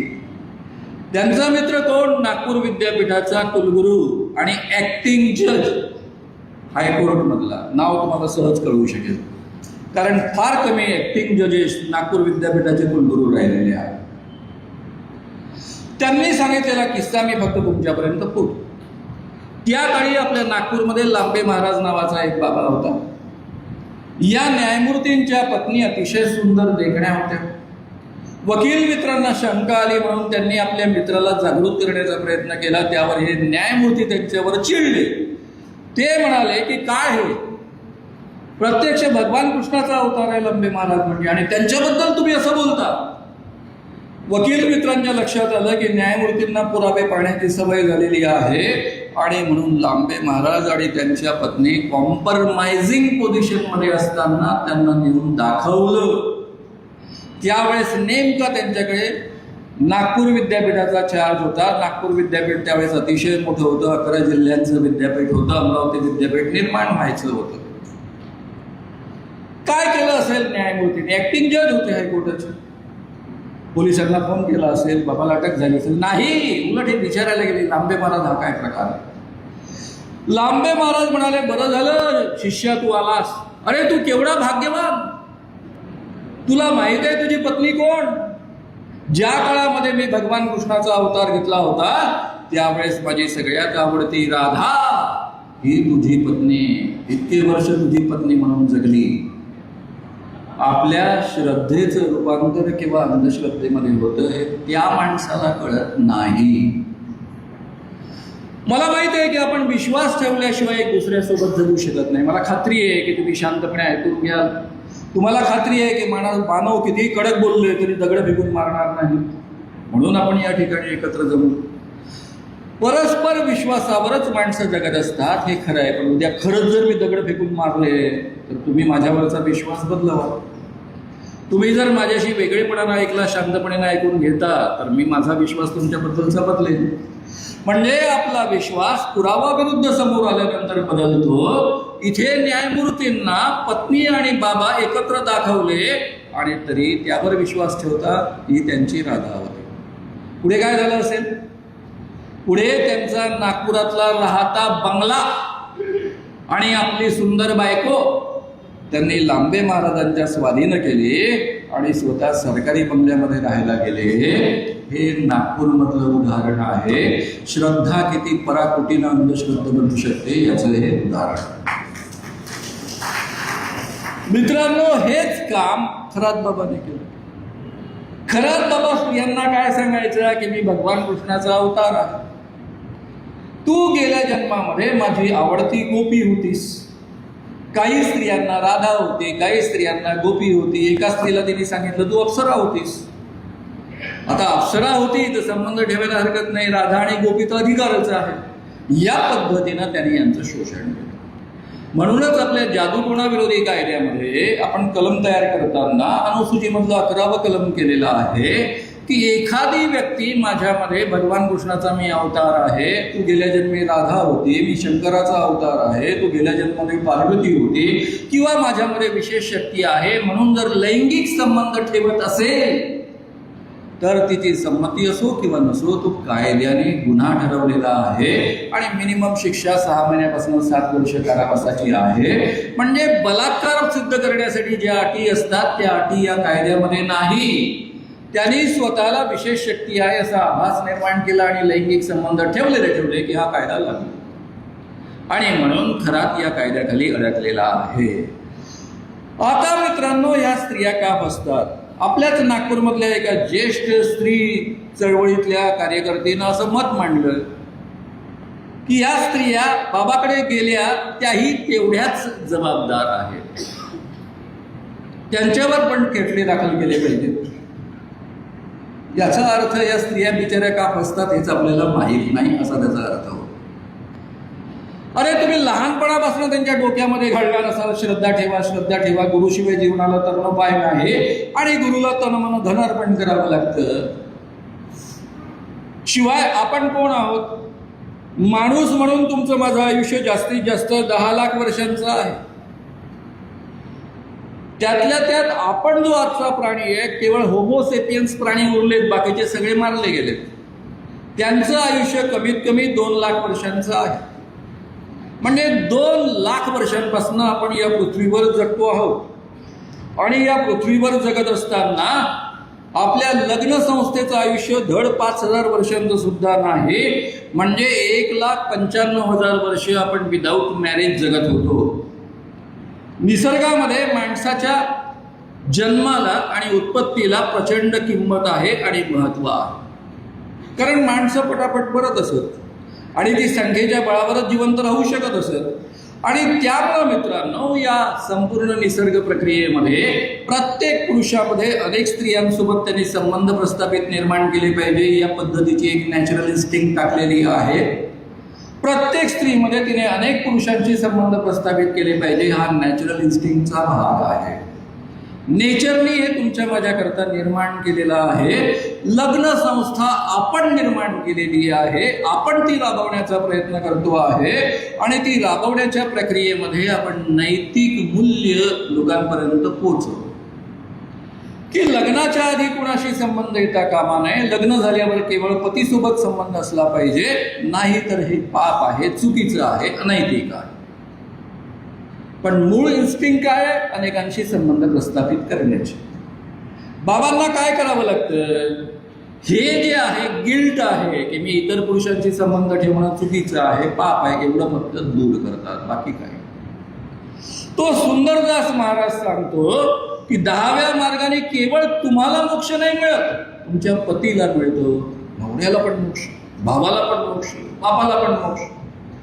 हा महाराज काय सांगतो? खरात महाराज तो असं सांगतो की तुम्ही जर शुद्धीकरण करून घेतलं तर तुमच्या फॅमिलीचं भलं होईल, तुमचं स्वतःचं वैयक्तिक तर भलं होईलच होईल, पण फॅमिलीची भरभराट होईल, आर्थिक भरभराट होईल, नवऱ्याचं भलं होईल, नवरा जिवंत राहील, तो मरणार नाही. आणि या पद्धतीनं एका बाजूनं त्यांचा गिळ दूर करतो, दुसऱ्या बाजूनं त्यांना लालूच दाखवतो, आकर्षण निर्माण करतो फायदा मिळण्याचं, आणि मग या स्त्रियांचं शोषण करतो. या स्त्रियांना आपण लहानपणापासून आणि पुरुषांना सुद्धा लहानपणापासून काय शिकवलं असतं? बिलकुल तर्क करायचं नाही. जी माणसं तर्क करतात, प्रश्न विचारतात, तर्कट करतात, त्यांना कधीही धर्मामध्ये मोक्ष प्राप्त होत नाही. जी माणसं गुरुवर अडळ श्रद्धा ठेवतात, कधी शंका घेत नाही, चिकित्सा करत नाही, त्या माणसांनाच मोक्ष प्राप्त होतो. लहानपणापासून जसं शरद पाटलांनी मला सांगितलं त्या पद्धतीनं की तर्क करण्यासाठी, विचार करण्यासाठी आपल्याला त्यापासून परावृत्त केलं जातं आणि अखेर डोळे बंद करून विश्वास ठेवण्यासाठी प्रवृत्त केलं जातं. त्या प्रक्रियेचा हा अविभाज्य भाग आहे. त्यामुळे मित्रांनो एवढ्या मोठ्या प्रमाणावर या शोषणाला बळी पडलेल्या स्त्रिया आहेत, त्या जबाबदार नाही. आपल्या समाजानं त्यांच्यावर, तुमच्या माझ्यावर केलेले संस्कार त्याला जबाबदार आहे. हे नीटपणे आपण समजून घ्या. त्या केवळ त्या शोषणाच्या प्रक्रियेच्या बळी ठरल्या कारण तुम्ही त्यांची मानसिकता तशी तयार करून ठेवली. तुम्ही ऑलरेडी ग्राउंड तयार करून ठेवलेले, त्याचा फायदा फक्त बाबा लोक उचलत आहेत आणि त्याला त्या स्त्रिया बळी पडत आहेत. आणि म्हणूनच मित्रांनो याला उतारा म्हणून आपण जादूटोणा विरोधी कायदा निर्माण केला. जादूटोणा विरोधी कायदा निर्माण केल्यानंतर त्याचा प्रचार प्रसार करून लोकांमध्ये जागृती निर्माण करणं आणि त्यांना यापासून प्रवृत्त करणं, त्यांच्यामध्ये वैज्ञानिक दृष्टिकोन रुजवणं, अशी प्रक्रिया आपण अतिशय मोठ्या प्रमाणावर सुरू केली. नाशिकमध्ये जसं अशोक खरात प्रकार उघडकीस आलं, त्याच पद्धतीने एक कॉर्पोरेट जिहाद नावाचा प्रकारही उघडकीस आला. TCS मध्ये लैंगिक शोषण केलं जायचं स्त्रियांचं, काही धार्मिक धर्मांतरांचा प्रयत्न झाला. अशोक खरात प्रकरणामुळेच याही प्रकरणाला उजाळा मिळाला. एप्रिलमध्ये त्यामध्ये 9 जवळपास FIR दाखल झाले. त्यापैकी 9 आरोपींना अटक झालेली आहे. 6 आरोपींना आधी अटक झाली होती. त्यामध्ये मेजॉरिटी जरी मुस्लिम पुरुष असले तरी त्यामध्ये अश्विनी चेनानी नावाची जी मॅनेजर आहे, तिथली HR मॅनेजर जिला म्हणतात, ती हिंदू राहिलेली आहे आणि त्याही माध्यमातून शोषण झालेलं आहे असं मानलं जातं. आता कॉर्पोरेट शोषण, बाकीचे या पद्धतीचं शोषण हा तर आपल्या समाजातलं चित्र आहेच आहे. तो एक वेगळा विषय म्हणून त्यावर मी जास्त भर देणार. मित्रांनो ज्यावेळेस या पद्धतीची ही कमिटी फॉर्म झाली, जादूटोणा विरोधी कायदा प्रचार प्रसार अंमलबजावणी समिती, पहिल्या सरकारने त्याकरता अजितदादांनी 14.5 कोटी सँक्शन केले. मी त्यांना एवढंच म्हटलं की सर, जर तुम्ही मला 5 वर्ष संधी दिली तर मी अख्खा महाराष्ट्र बदलवून दाखवतो आणि 10 वर्ष जर या पद्धतीनं सरकारच्या माध्यमातून काम करण्याची संधी मिळाली तर संपूर्ण महाराष्ट्र बदललेला असेल असं चित्र तुम्हाला दिसेल की या महाराष्ट्रामध्ये एकही बळी अंधश्रद्धेपोटी जाणार नाही, मोठ्या प्रमाणावर लोकांचं शोषण होणार नाही, छुटपुट अंधश्रद्धा राहतील, या पद्धतीचं वातावरण आपण तयार करू. अजितदादा एकदम खुश झाले. त्यांनी 14.5 कोटी रुपये सँक्शन केले. ती माझ्या संघटनेकडे, जरी संघटनेकरता त्यांनी सँक्शन केले असले तरी ते माझ्याकडे मी घेतले नाही. मी ते सरकारच्याच माध्यमातून खर्च करायचं ठरवलं आणि मग आमची प्रक्रिया सुरू झाली. हेड निर्माण व्हायचं होतं म्हणून आम्हाला केवळ निवडणुकीच्या आधी, 2014ची गोष्ट सांगतोय मी, निवडणुकीच्या आधी 1 कोटीचं बजेट आम्हाला वापरायला मिळालं. आम्ही त्याच्या आधारावर काम सुरू केलं. पुढे सरकार आल्यानंतर उरलेलं 13.5 कोटींचं बजेट आपल्या ताब्यात येईल आणि त्यानंतर पुढची कामं आपण अतिशय उत्तम पद्धतीनं करू असं ठरलं. मधल्या काळामध्ये आचारसंहितेमध्ये सरकार काम करू शकत नाही म्हणून त्या काळात बंद होतं. नंतर सरकार आलं. देवेंद्र फडणवीस महाराष्ट्राचे मुख्यमंत्री झाले. मी खरंच सांगतो, मला मनापासून आनंद झाला. त्याची 2 कारणं होती. एक तर देवेंद्र फडणवीस यांच्यासोबत माझे चांगले संबंध राहिले होते. त्यांना वारंवार कायद्यासोबत त्यांच्याशी चर्चा व्हायची. आणि गंगाधरराव फडणवीस त्यांचे पिताजी यांच्यासोबत मी काम केलेलं आहे जनता पार्टी. तेही जेलमध्ये होते, मीही जेलमध्ये होतो. जेलमधनं सुटल्यानंतर ज्यावेळेस विदर्भातली जनता पार्टी गठीत झाली त्यावेळेस जनसंघाचे लोक, जामवंतराव धोटेंचे लोक, काही कम्युनिस्ट लोक, समाजवादी तर आपल्या विदर्भात नाहीच कोणी, हे सगळे लोक आम्ही मिळून काम करत होतो. मी या पार्टीचा, जनता पार्टीचा एक भाग होतो. आम्ही एकत्र प्रचार करायचो.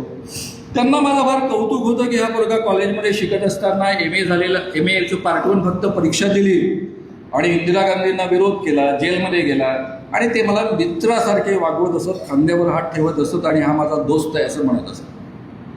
त्यामुळे आपल्याला मित्र मानणाऱ्या माणसाचा मुलगा महाराष्ट्राचा मुख्यमंत्री झाला याचा मनापासून आनंद झाला. मनात एकच शंका होती की हे BJPचे मुख्यमंत्री आहेत आणि म्हणून मी उमेश बाबू चौबे कोण? गंगाधर फडणवीस आणि उमेश चौबे दोघे एका स्कूटरवरनं हिंडत असत. दोघांमध्ये खास मैत्री होती.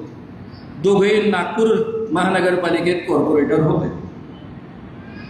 मी, उमेश बाबू चौबे आणि देवेंद्र फडणवीस असे आम्ही तिघच त्यांच्या घरामध्ये बसलो.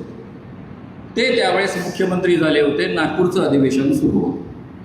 मी त्यांना ही सगळी कागदपत्र दाखवली. त्यांना सांगितलं की या पद्धतीची कमिटी फॉर्म झालेली आहे, काम सुरू झालेलं आहे, बाकीचं काम सुरू आहे, ते बजेट ऑलरेडी सँक्शन झालेलं आहे, ते वापरलं जातं आहे. पण 13.5 कोटीचं बजेट अजून तुमच्याकडनं यायचं आहे. पण पहिला प्रश्न माझा असा आहे की मला माहिती आहे तुम्ही कायद्याला संमती दिली आणि म्हणूनच हा कायदा संमत होऊ शकला शिवसेना आणि BJPनं संमती दिल्यामुळं. त्यामुळे तुमचा कायद्याला पाठिंबा आहे.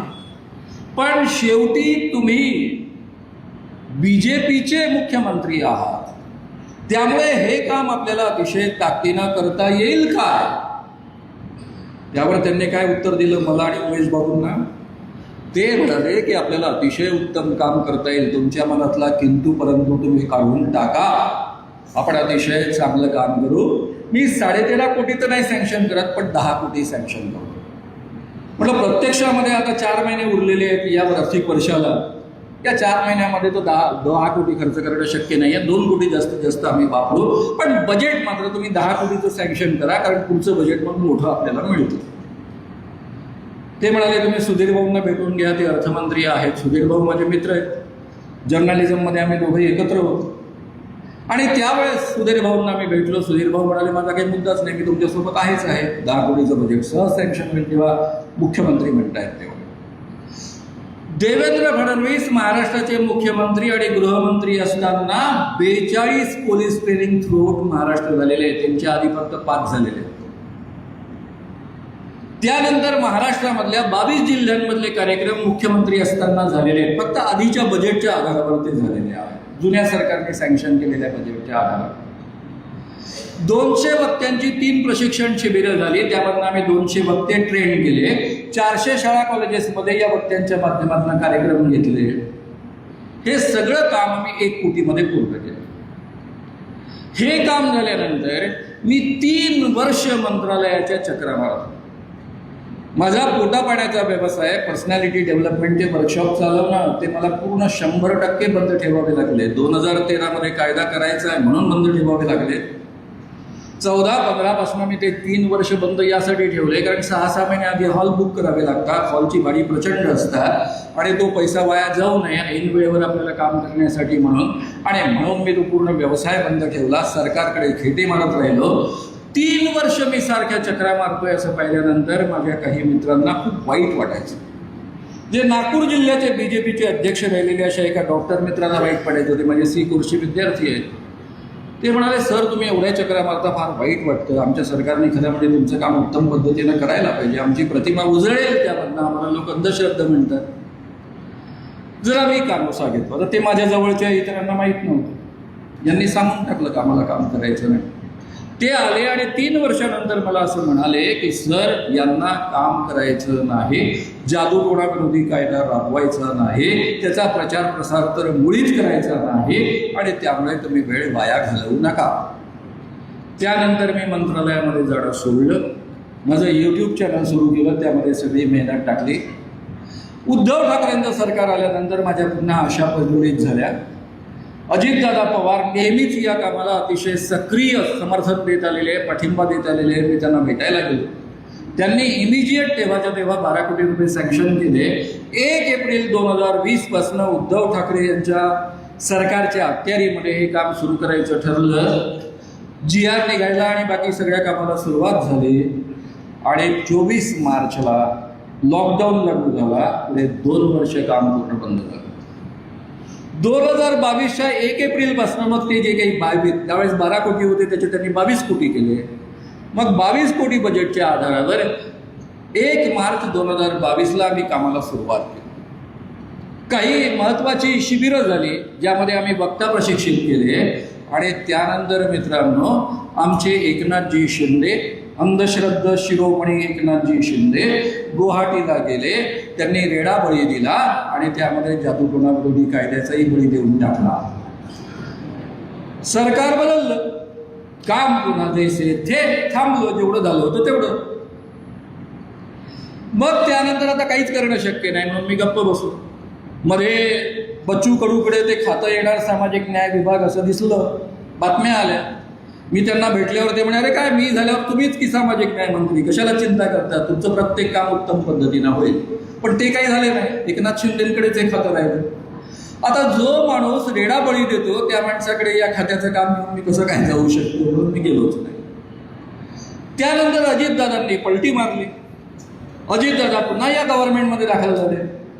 माझ्या दिल्लीतल्या पत्रकार मित्रांनी मला समजावून सांगितलं की तुझी पहिली प्रायोरिटी ही जादूटोणा विरोधी कायदा राबवणं आहे आणि त्यामुळे तू अजितदादांना भेटलं पाहिजे. मी अजितदादांना भेटलो. अजितदादांनी 22 कोटीचं बजेट पुन्हा रिन्यू केलं आणि मित्रांनो त्यांना मी सांगितलं एकनाथ शिंदेकडे एक खातं आहे. ते म्हणाले काळजी करू नका. म्हटलं देवेंद्र फडणवीसांचा याला विरोध आहे, ते उपमुख्यमंत्री आहेत. ते म्हणाले त्याची चिंता करू नका. आणि त्यांनी आउट ऑफ वे जाऊन सामाजिक न्याय विभागाच्या सचिवासोबत बैठक घेतली. मी सचिव आणि काही महत्त्वाचे अधिकारी अशी ती बैठक झाली. अजितदादांनी उपमुख्यमंत्री आणि अर्थमंत्री या नात्याने आदेश दिले. 22 कोटीचं बजेट सँक्शन केलं. कामाला सुरुवात झाली. 15 दिवसामध्ये सामाजिक न्याय विभागाचे सचिव संपूर्ण या प्रोजेक्टचा जो 14.5 कोटीचा प्रोजेक्ट आहे त्याचा GR काढणार असं ठरलं. तसं त्यांनी अभिवचन दिलं. आम्ही दर आठवड्याला 2 ते 3 चक्रा मंत्रालयात मारत राहिलो. हे सचिव आमचं अतिशय आनंदानं स्वागत करत असत. दरवेळी तो न आवडणारा चहा पाजत असत. ज्या चहामध्ये दूध नसायचं, काही नसायचं असा तो आम्हाला प्यावा लागत असे, कारण सचिवांनी दिलेला चहा आहे म्हणून. आणि तो सगळा न्याय सहन करत करत मी सारखे 11 महिने त्यांच्याकडे चक्रा मारत राहिलो. एक GR निघाला. GR निघालाच.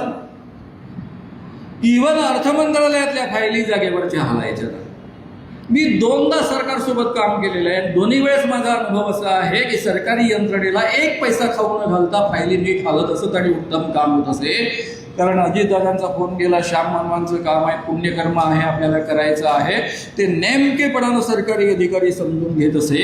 कधीच कोणी सरकारी अधिकाऱ्यांनी किंवा काँग्रेसमधल्या मंत्र्यांनी या कामातनं पैसे खाण्याचा विचार केला नाही. त्यांना माहीत आहे मानव एक पैशाचा बारीक सारीक हिशेब करून पैसे खर्च करतात. जरी सरकारी अधिकाऱ्यांच्या हातून ते खर्च करायचे असले तरी त्यात पैसे इकडचे तिकडे नाही करतायत. आणि ते सगळं त्यांनी करून उत्तम पद्धतीनं हे काम केलं होतं. आणि म्हणून माझा या सरकारविषयीचा विश्वास दुरावला होता, बळावला.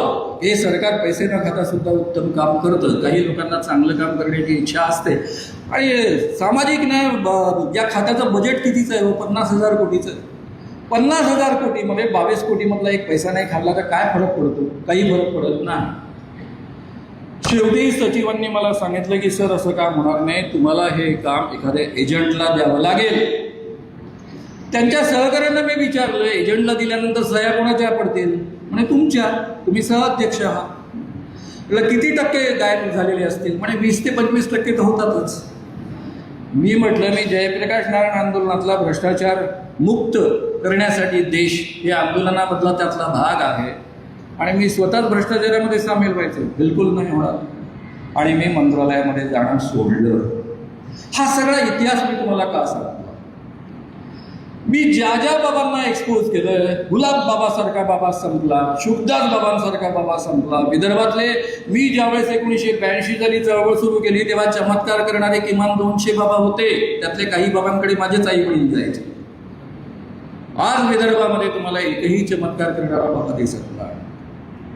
आपण अनेक अंगात येणारे देव संपवले, लोकांच्या अंगात येणारे आंबेडकर संपवले, बुद्ध अंगात येणारे संपवले, देवी अंगात येणारे संपवले, देव अंगात येणारे संपवले आणि अनेक अवतार संपवले. जी माणसं मेंटली रिटार्डेड असत, वित्तू बाबासारखे अवतार आपण संपवले. हे सगळं प्रबोधनाच्या माध्यमातून शक्य असतं. त्यामुळे आपण अतिशय उत्तम पद्धतीनं जर प्रबोधन केलं असतं, जसं जुन्या सरकारने ठरवलं आणि ज्या पद्धतीनं काम सुरू झालं आणि त्यातल्यापेक्षा निम्मे अधिक काम हे देवेंद्र फडणवीस मुख्यमंत्री असताना झालेलं आहे, ते काम जर त्याच पद्धतीनं त्याच वेगानं सुरू असतं तर आज महाराष्ट्रामध्ये खरात नावाचा बाबा एवढा मोठा झाला नसता, शेकडो स्त्रिया त्याला बळी पडल्या नसत्या. त्यामुळं खरात बाबा हे देवेंद्र फडणवीस यांचं पाप आहे. कृपया त्यांनी जादूटोणा विरोधी कायद्याचा प्रचार प्रसार करण्याचं काम थांबवलं, त्याला खीळ घातली. पोलिसांनी हा कायदा वापरू नये या पद्धतीचं वातावरण तयार केलं. कारण मला अनेक पोलीस अधिकाऱ्यांचे फोन यायचे की सर कॉर्पोरेटरचा साधा फोन आला तरी आम्हाला FIR दाखल करता येत नाही, साध्या नगरसेवकाचा फोन आला तरी FIR दाखल करता येत नाही, कारण आमच्या सहकाऱ्यांच्या त्यांचं ऐकलं नाही म्हणून बदल्या झालेल्या आहेत आणि त्यामुळे आमचा नाईलाज आहे. हे त्यांचे फोन असायचे मला. अशी परिस्थिती या पद्धतीनं जादूटोणा विरोधी कायदा राबवला गेला नाही, त्याचा प्रचार प्रसार केला गेला नाही. खरात प्रकरणानंतर संपूर्ण महाराष्ट्रामध्ये पत्रकारांनी इतकं सुंदर वातावरण निर्माण करून दिलं की गेल्या 1.5 महिन्यामध्ये अनेक केसेस दाखल झालेल्या आहेत, FIR दाखल झालेल्या आहेत. पोलीस आनंदाने FIR स्वीकारतात, दाखल करतात, अटक करतात. असं सत्र सुरू झालेलं. म्हणजे एकदा पोलीस खात्यांनी, प्रसिद्धी माध्यमांनी आणि सामाजिक क्षेत्रातल्या लोकांनी ठरवलं तर किती सुंदर बदल महाराष्ट्रामध्ये होऊ शकतो हे पूर्वीही आपण अनुभवलेलं आहे, आताही अनुभवलेलं आहे. मित्रांनो, मी तुम्हाला एक गोष्ट सांगून या ठिकाणी थांबणार आहे. आपल्या थोडा आता उठू नका, मी 10 मिनिटात संपवतो आहे. तुम्ही लोकांना डिस्टर्ब कृपया करू नका.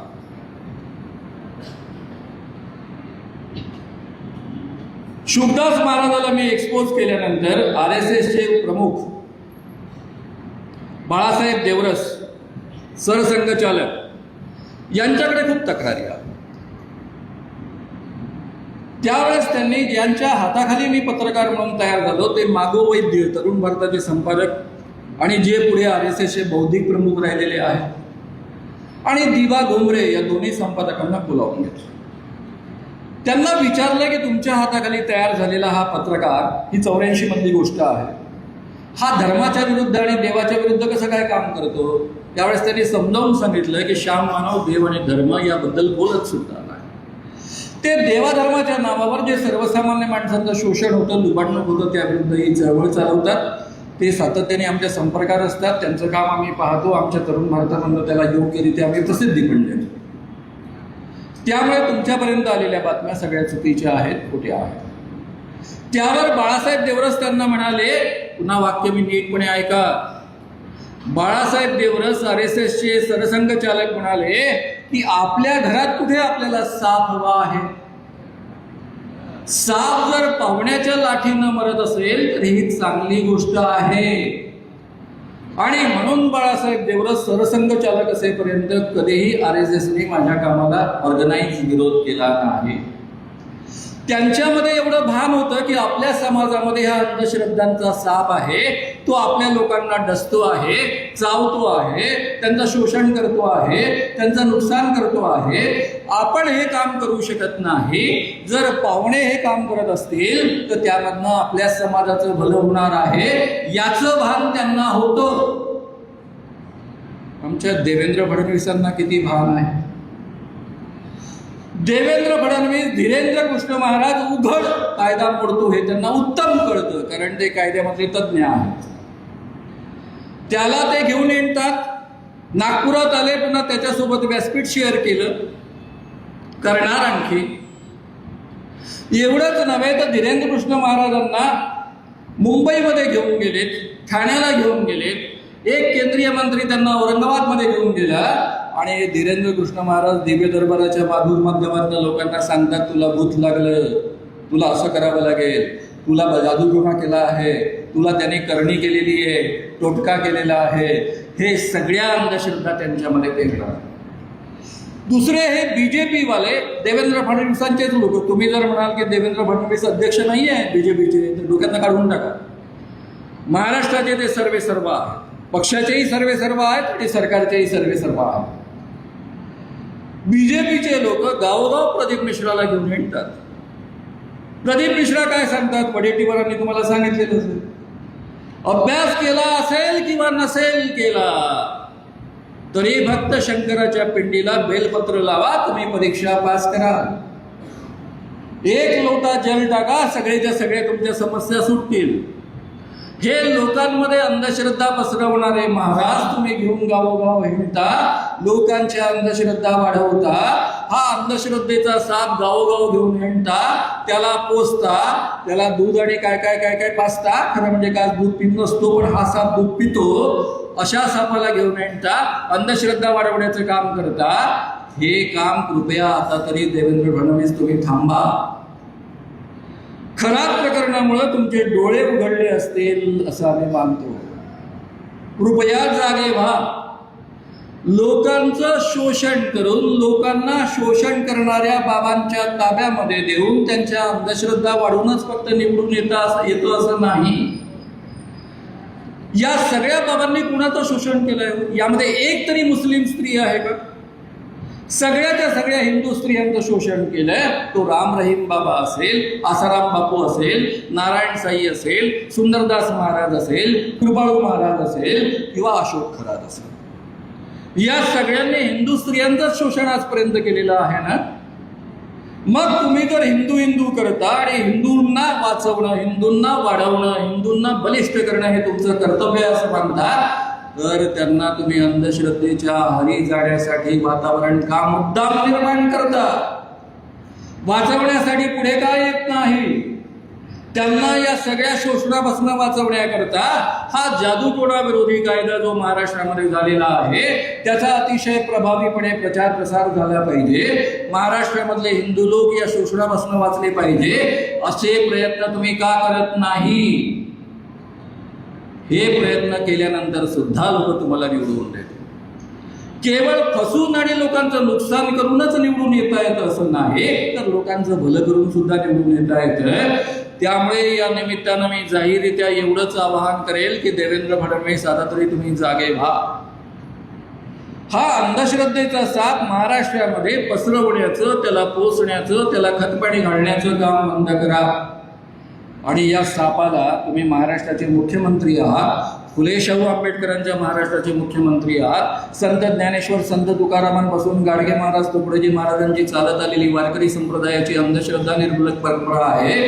त्या वारकरी संप्रदायाचा हा महाराष्ट्र आहे. त्याची लाज बाळगा, त्याचा अभिमान बाळगा आणि जादूटोणा विरोधी कायदा उत्तमपणे मुख्यमंत्री या नात्यानं राबवून लोकांच्या अंधश्रद्धा दूर होतील याची काळजी घ्या. आणि पुन्हा खरातसारखे बाबा महाराष्ट्रामध्ये निर्माण होणार नाही याची व्यवस्था करा. तर महाराष्ट्र तुम्हाला डोक्यावर घेईल, नाही तर एक अतिशय मोठा खलनायक म्हणून इतिहास तुम्हाला लक्षात ठेवेल. एवढं आवाहन करून मी या ठिकाणी थांबतो. धन्यवाद.